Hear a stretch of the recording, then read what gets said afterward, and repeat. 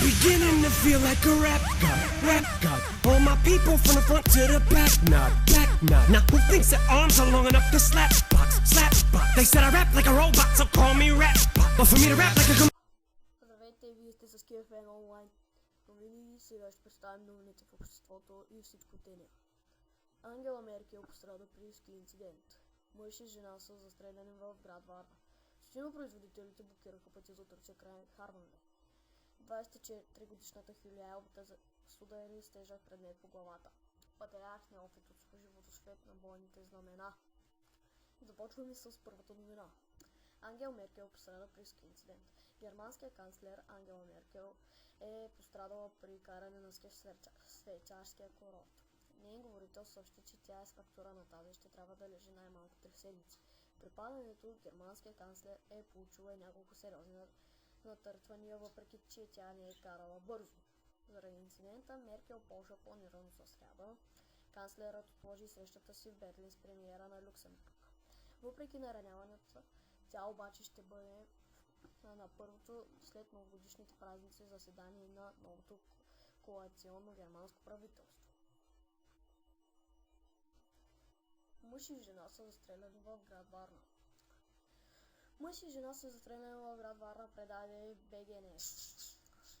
Престрелката е станала на булевард Владислав Варненчик около 2:30.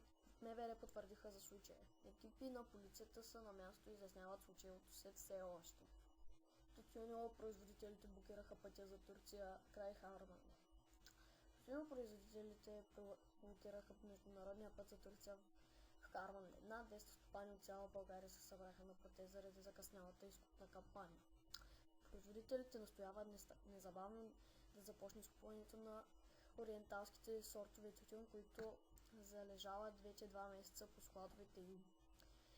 Земеделците обвиниха изкупващите фирми в картелно споразумение с цел понижаване на цените. Миналата година килограм тютюн се продавал за над 7 лева, а тази година го предлагат за цени от 5 лева до 5,50 лева на килограм. Патриарх Неофит отслужи водосвет на бойните знамена. На благословение по традиция пред паметника на българската армия бе служен свет на бойните знамена. Патриарх Неофит отслужи водосвета, а церемонията присъства президента Росен Плевнелиев, премиерът Пламен Орешарски, председателят на Народното събрание Михаил Миков, министър на отбраната Ангел Найденов, депутати и също така висши военни.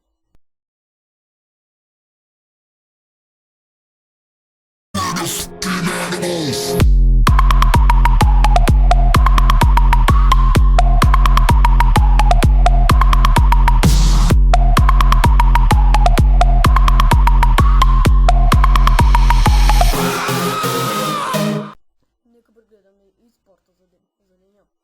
Вутов заминава утре за Италия. Камил плаче. Дойдохме тук, за да се фокусираме за световното и го постигнахме. Арсен Венгер. Исках Левандовски да дойде. Перон победи Кръстя. Гара Дембеле не иска в Левски. Хайде да видим. Вутов заминава утре за Италия. Футболистът на Левски Антонио Вутов ще пътува за Италия утре. Полузащитника ще премине медицински тестове, след което ще трябва да подпише договор с Удинезе. Сделката между Левски и Удинезе е сигурна и остава само медицинските изследвания да минат гладко.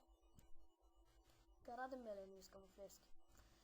Само 24 часа след като собственикът на Левски Тодор Батков разповеди на ЙОЛО, спортният директор на Левски,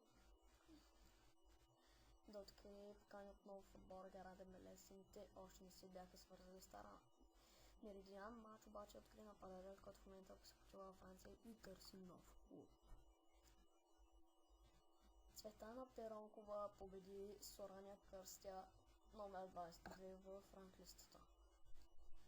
Най-добратът ни тенисистка Цветанка Перонкова се поздрави с 4-та победа на турнира в Сидни с нагарен фонд от 710 000 долара.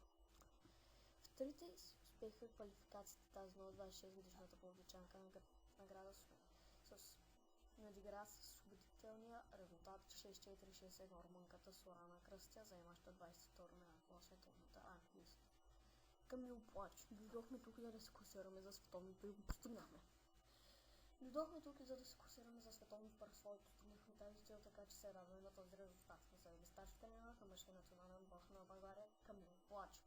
След загубата от Чехия 3-2 в последния матч от световните квалификации в Пава, българите успяха да се класират на световно, след като победиха 3-0 гейма Чехия. Това са спортни новини. Надявам се да ви се е харесало нашето шоу.